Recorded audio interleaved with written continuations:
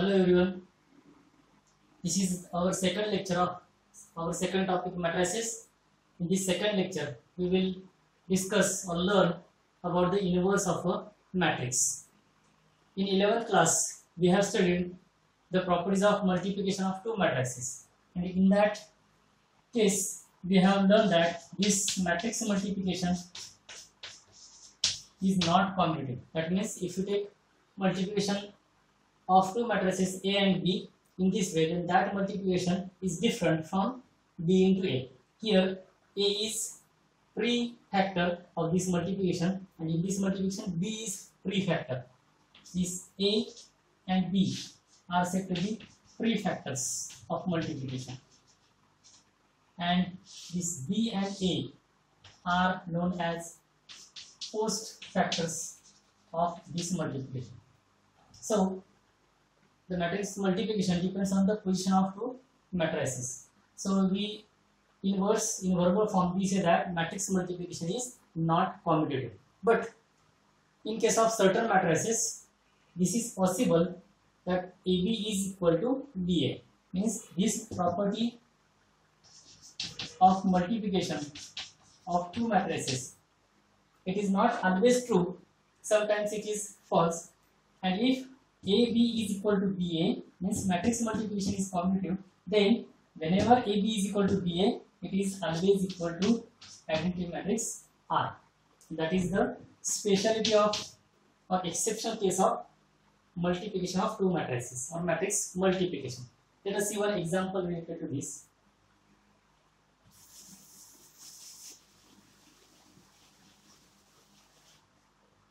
Suppose matrix A is 6, 5, 1, 1, and matrix B is equal to 1, -5, -1, 6. If we take here A into B, then AB is equal to 6, 5, 1, 1. Our matrix is, say B, matrix B is 1 -5, -1, 6. Here we get multiplication of these two matrices A and B as first row, first column, that is 6 -5. 6 -5 is 1. Then first row and second column, that is -30 plus 30. So we get 0. Now second row first element means second row first column. So this row and this column, second row first column, 1 -1 0, and this is -5 plus 6, that is 1. So multiplication of these two matrices is unit or identity matrix R. If you take the multiplication B into A, then let us see what happens here. 1 -5 -1 6. Our matrix A is 6 5 1 1. So in this multiplication, once again, first row first column, so 6 -5, that is 1. Then first row second column, plus 5 -5, that is 0. Then second row first column, -6 plus 6, 0. Here -5 plus 6, that is 1. We get again the unit matrix or identity matrix, that is R. So in case of these matrices A and B, we obtain result that AB is equal to BA equal to R. So whenever matrix multiplication is commutative, if you take two matrices of same order, then if this matrix multiplication is commutative, then we get answer is equal to R. So if this is possible, then we can say that this matrix B is multiplicative inverse of A, and we call it as inverse of that matrix A. Let us write the symbols of inverse of matrix. Suppose AB is equal to BA equal to I, where orders of all the matrices are equal. If suppose order of matrix A is n, then order of matrix B is also n, and matrix of I should be n. If m is the order of all matrices and AB is equal to BA equal to I, then B is known as inverse of A, and this inverse of A, it can be represented by symbol inverse of A, that is A raised to -1. It is inverse of A. So if B is inverse of A, it means that is B is equal to A inverse. So if we write B is equal to A inverse in this equation, then we get A into A inverse equal to A inverse into A equal to R. And this is the important relation between a matrix and its inverse. Here A is given matrix and A inverse is its inverse for this matrix A. So this is the important formula or relation between matrix and its inverse. Let us see in other way. If AB is equal to BA equal to I, then here we have said that B is inverse of A. At the same time, we can say that A is also inverse of B, that is B inverse. A is also inverse of B, therefore A is equal to B inverse. So in the position of A, we can write B inverse. So we get B inverse into B is equal to B into B inverse equal to R, because A is the inverse of B. So we get B inverse B is equal to B into B inverse equal to I. So whenever AB equal to BA equal to I, you will remember that both are inverses of each other. So A is inverse of B and B is inverse of A. That is the interesting part of this matrix multiplication. Let us see the important notes related to this.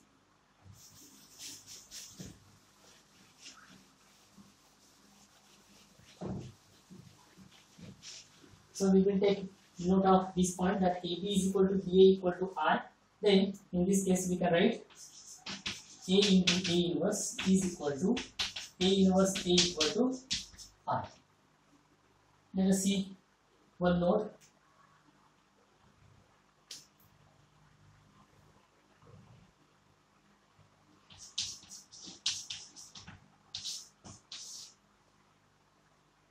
If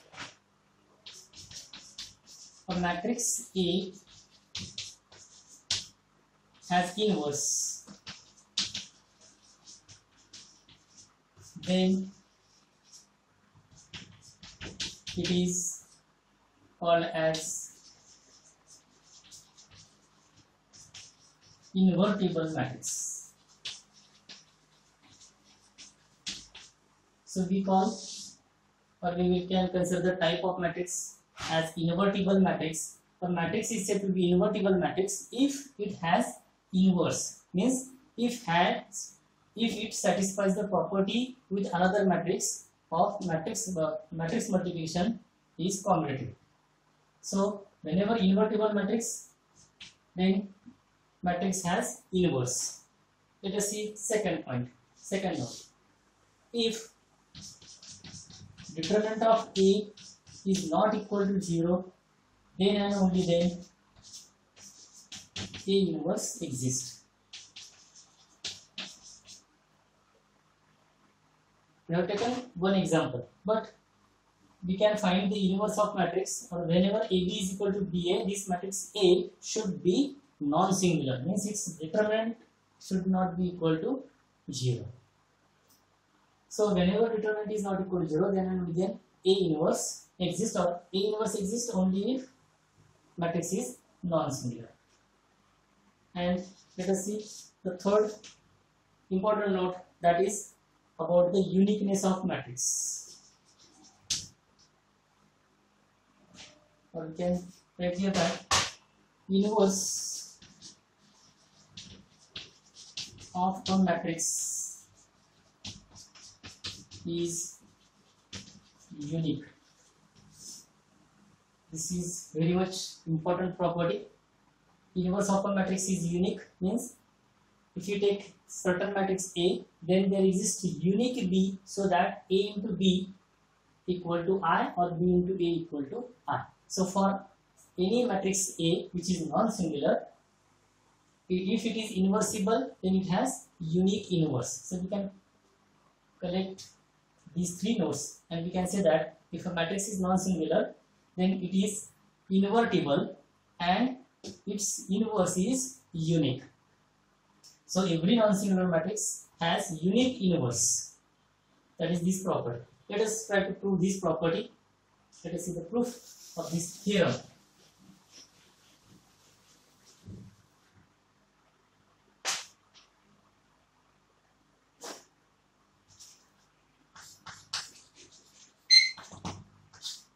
Proof of theorem. Theorem is inverse of a square matrix is unique. That we have to prove. Let A be a square matrix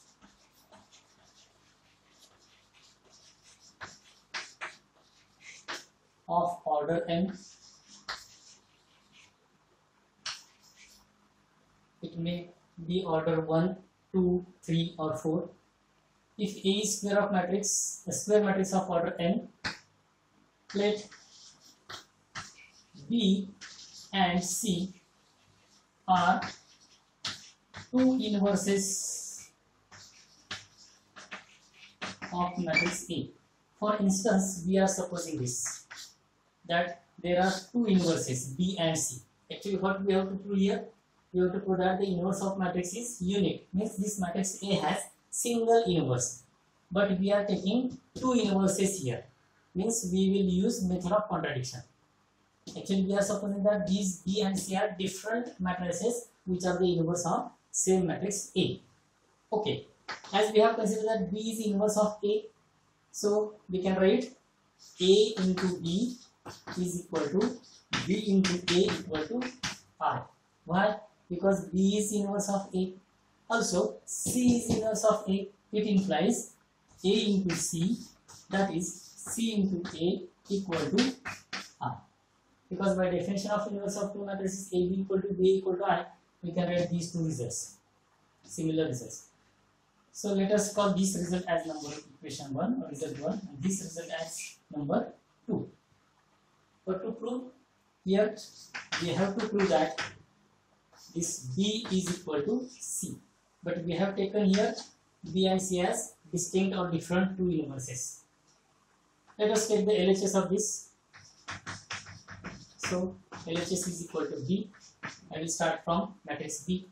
Notice B is nothing but the I into B. Why? Because if you multiply any matrix by I, that I may be prefactor or post factor, then we get the answer as B. So B is equal to I into B. But notice I, identity matrix is maybe CA, AC, BA or AB. But here, for obtaining this result, we will take this I is equal to either CA or AC. I will take here CA. Then I is nothing but CA from result 2. So CA into B, that is equal. Now here we have three matrices and their multiplication. Here we can use the property of associative. What is that property? That is nothing but we can take multiplication of A into matrix in first step. That is equal to. Now what is AB? Equation 1 says that AB is equal to BA and it is equal to I. So put I. So C into I. And what is C into I? It is again C. So we get result B is equal to C. That is RHS. We can also start from matrix C. Another way, let us start with C. R. C is equal to C into I. Here I have taken I into B. Let us take C into I. C into I is equal to C. Again, we can put it. If you take start with C, use the value of I from first equation. So I will be C into Let us take AB, I is equal to AB, it is equal to. Then again use the property of associativity, that is CA into B. What is value of CA? CA is nothing but again I, so we get I into B, and that is again B, that is our LHS. This C is nothing but we have taken RHS. So in both ways we can prove that inverse of the square matrix is unique. Okay, let us move towards the next part.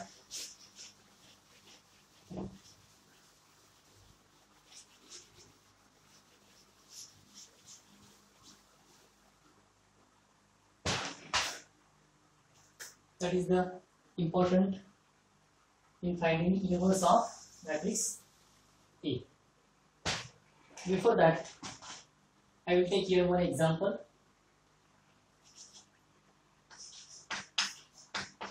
We know that A into A inverse equal to I, and it is also equal to A inverse into A.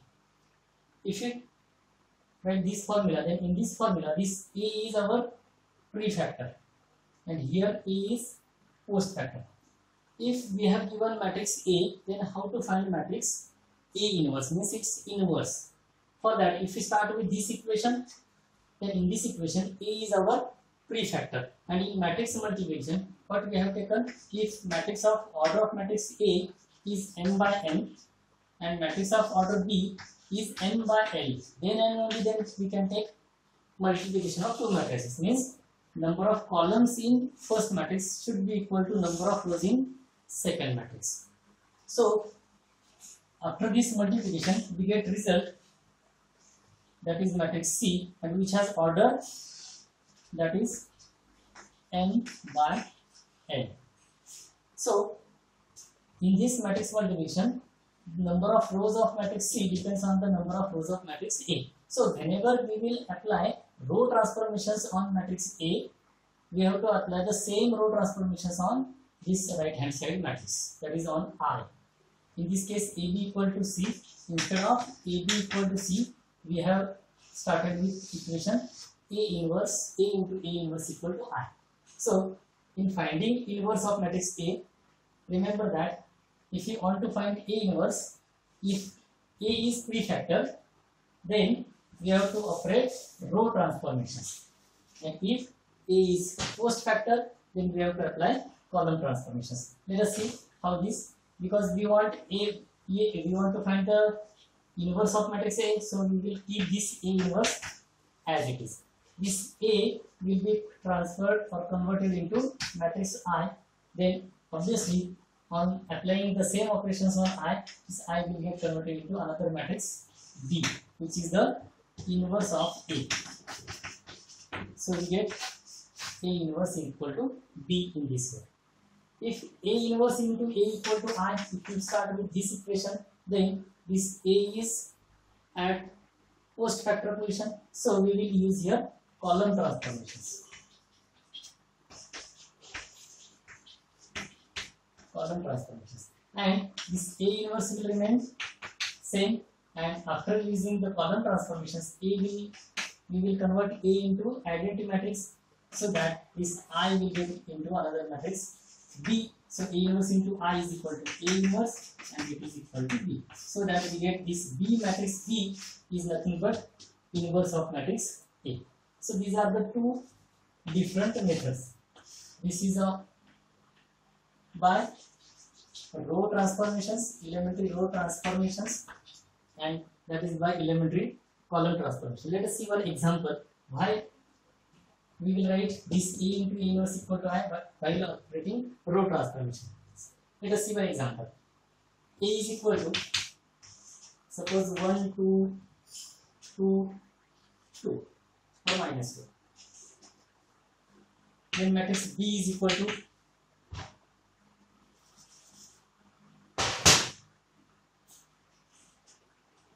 2, 1, 3, minus 1. For instance, we have taken any two matrices which are non-singular here, minus 2, minus 4, minus 6, and this is also non-singular. If we take multiplication here, AB then A into B is equal to, I will write directly here, first row first column, that is 2 plus 6, that is 8, then 1 minus 2, that is minus 1. Let us see this, 4 minus 6 minus 2 and 2 plus 2, that is 4. For instance, we have taken two matrices A and B and it's their product AB. Obviously, we know that this A into B is equal to AB. We have found this. Now, if we operate, let us see, find similar equivalent matrix of matrix A. So, I will use here row transformation by R1 plus R2. I will take a simple row operation, certain row operation R1 plus R2. Obviously, there will be change in R1. So, this A equivalent of A, by this operation equivalent of matrix A, we are using operation R1 plus R2, this plus this, so we get here 3, addition of these 2 will be 0, second row remains as it is. Let us find the equivalent of matrix AB, equivalent matrix of AB. So equivalent matrix of AB, that is by operating the same this operation, R1 plus R2. So 8 plus minus 2, that is 6, addition of these 2 will be 3, second row remains as it is. Observe this example carefully, because if you understand this and example, then you will get the reason why we have to select this formula while using row transformations and this formula while using column transformation. So here we have obtained equivalent matrix of A and equivalent matrix of AB. We are keeping B as it is. So if you take the multiplication of equivalent of A into B, then it is equal to equivalent of AB.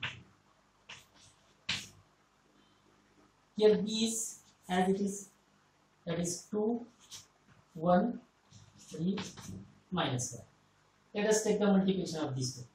What will be the multiplication of these two? This is nothing but first row, first column, 0, 6, 0, that is 6. First row, second column, that is 3, 0, 3. 4 minus 6 minus 2 and 2 plus 2, 4. So we get this is equivalent matrix of A and this is B as it is. So equivalent matrix of A into B is equal to equivalent of AB. So whenever we have taken AB equal to this AB, for instance we can say it as C. For instance we can say AB is equal to C. Then if you take AB is equal to C, if we apply row transformation on A, keeping B as it is without changing B, and if we apply row transformation on A, then we have to apply similar row transformation or same application of row transformation on matrix C, so that we get the equality. So this equivalent of A into B is nothing but the equivalent of AB. So we will use the same property here. Here instead of AB we have taken A into A inverse, and instead of C we have matrix R. So if we don't want to change B, means if you want to find B, we have to operate on A and C simultaneously. If B is post factor, then we will use row transformations, and if this inverse is pre-factor, then we will use column transformation. In the similar way, if you use column transformations, let us see that example also, so that you will get clear idea about this. Let us take one certain column transformation. Here A into B is our matrix C. By suppose C1 minus C2, column transformation we have taken. Then we get here we are using column transformations. So whenever column transformations are given, we will change or we will operate those transformations on B and this C, because we have taken equation AB equal to C and we are using column transformations. So column transformations will be operated on is B and C, not on A, because A is prefactor. So apply those operations on. So A will be remain as it is. A is 1, 2, 2, minus 2. So what will be the equivalent matrix of the by column transformation C1 minus C2? Let us see C1 minus C2. C1 is this, C2 is this. This minus this 1 and this minus this 4. So we get first column as 1, 4, second column as it is 1 minus. Let us see or operate the same operation on their product or matrix C. On this is C. 8 minus this, C1 minus C2. So 8 minus 1 plus 1, that is 9. Minus 2 minus 4. Minus 2 minus 4, minus 6. The second column as it is, minus 1, 4. Let us check whether this is correct or not by matrix multiplication. First row, first column, that is 1 into 8, that is 9. First row, second column, that is 1 into minus 2, that is minus 1. This is 2 minus 6, minus 8, minus 6, and this will be 2 minus plus 2. So 2 plus 2, that is 4. So whenever you will write this equation and you want to keep this A as it is, then you have to use column transformations to obtain this equality or to maintain that equality. So in this case also,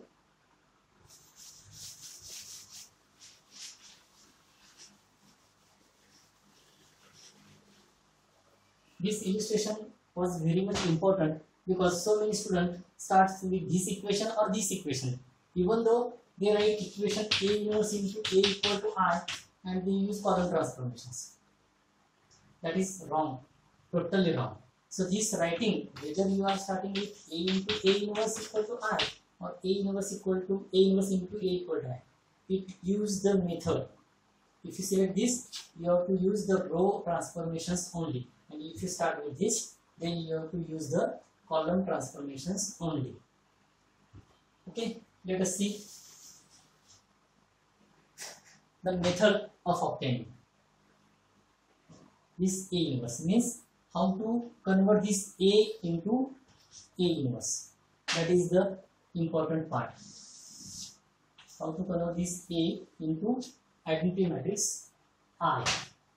If we can able to convert A into I, then obviously this A inverse remains as it is. This I will get converted into another matrix B, and that matrix B is nothing but our inverse of A. So it is very much important to learn how to convert matrix A into I. In our previous article, we have solved some examples related to this. We have converted their 1 2 by 2 matrix into identity matrix. Now here we will first see the method and then we will solve some examples.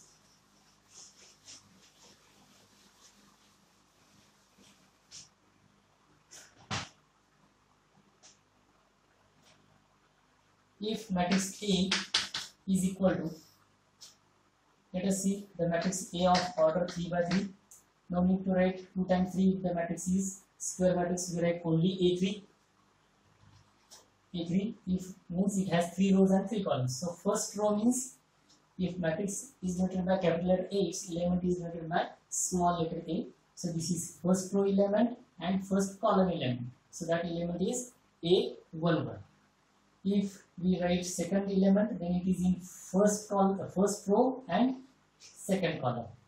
This is first row and second column. This element is in first row, third column. So it is A13. This will be obviously A21 because this element is in second row and first column. This second row, second column, second row, third column. This is our R1 or this is R2. This is R3. This is first column C1, second column C2, third column C3. So this element is in third row and first column. So A31. This is in third row, second column. So A32. This is in third row, third column. So A33. The order of matrix is 3 by 3. This is the general representation of matrix, or it's a general matrix. What is our problem? We have to see the method of conversion of this matrix A into unit or identity matrix. For that, what is the identity matrix of same order? Here I3 will be 1 0 0, then 0 1 0 0 0 1. This is of order 3, because initially we have taken general matrix of order 3. That's why this is unit matrix of order 3. Here we have to convert this first element into 1, this element 0, this element 0. Means we will observe the corresponding elements. In the process of converting matrix A into identity matrix, the first step is to convert this first element in reduce this element to 1. So in this method, first step is reduce A11 to 1, and that 1 will be, or this first element is called as the pivot element of that column. Now if we use row transformations, then we will observe column. If we use row transformations for conversion or transformation of matrix A to identity matrix, if we use row transformations, we will first convert column. So in case of row transformations, this is our first column. So we will concentrate towards our first column. So initially if we make 1 here and we are using row transformations, then we will make here 0 0. So in next step we will reduce A21 and A31 to 0. In first step we will make this one. In second step we will convert these two elements to 0. That is second step, because we are using row transformations. In case of row transformations, let us see first step. In first step we will observe second column. In second column we will first make this one, not this 0. So this 1 is our pivot element of second column. So here we will make this 0, and after that we will make these remaining two zeros. So we will concentrate on this column C2. So we will make first reduce element A22 to 1, and in fourth step we will reduce element A12 and A32 to 0. That is our step number 3 and 4. In step 5, what you have to make? You have to make first this 1 0, and after that these two zeros. So we will concentrate on this third column C3, and initially we make here 0. So reduce element A33 to 1. That is our initial step, and last step will be reduce A13 and A23 to 0. So remember that this first 0, 1, then 2 zeros, again 1, 2 zeros, again 1 and 2 0. So 1 0 0, 1 0 0, 1 0 0. This is the sequence of obtaining or reducing these elements into this either 1 or 0, so that this matrix A will be converted into unit matrix R. So this is the method. In this method you have to remember these 6 steps. So obtaining the or converting any matrix into identity matrix or obtaining inverse of a matrix, you have to follow these 6 steps. Before these 6 steps, the basic step I will call it as 0 number step, that is we have to first check whether that matrix is singular or not. That means we have to find the determinant corresponding to that matrix. That matrix determinant will be non-zero. Then we will use these 6 steps. That is the method of obtaining inverse or method of converting this matrix A into identity matrix. Okay, this is about the inverse of a matrix. So up to this we have studied important points as what is meant by the inverse of the matrix. After that, the 3 nodes, that is matrix is said to be invertible if it has inverse. If matrix is non-zero, means non-singular matrix, then it has inverse, and in third case the matrix, any matrix, square matrix, has unique inverse. After that we have learned the relation, that is A into A inverse equal to I, by or how to use row transformations, and when we will use column transformations. And this is the important method of transformation of matrix A to identity matrix, and it includes these 3 important steps. So while using row transformations, you will concentrate on columns, and if you use column transformations, then you will convert these rows.